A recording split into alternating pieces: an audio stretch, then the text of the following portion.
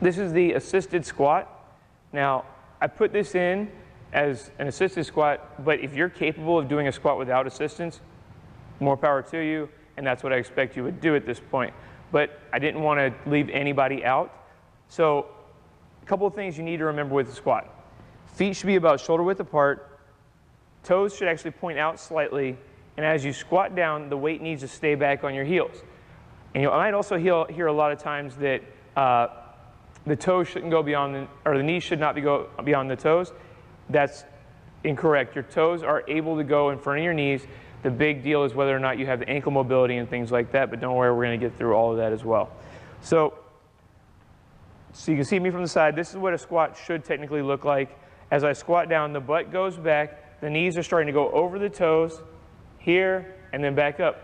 If I do it from the side here, my knees are going to follow where my toes go.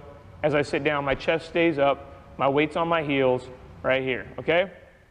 To help make sure that you have the ability to do this correctly, we do the assisted squat. If for some reason you aren't able to keep the weight on the heels, holding on to a rack or a doorway or something like that allows you to sit yourself down in the squat, make sure that you maintain that upright posture of the chest, and then back up, back down, back up.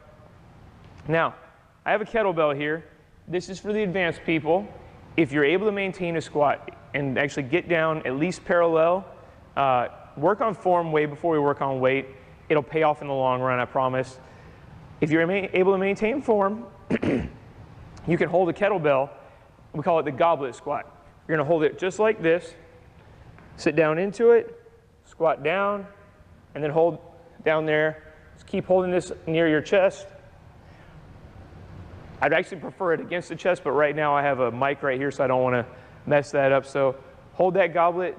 You can use a dumbbell, hold it on its side as well if they don't have a kettlebell. Either way, just to help set down in that squat and challenge yourself a little bit. That's the assisted squat.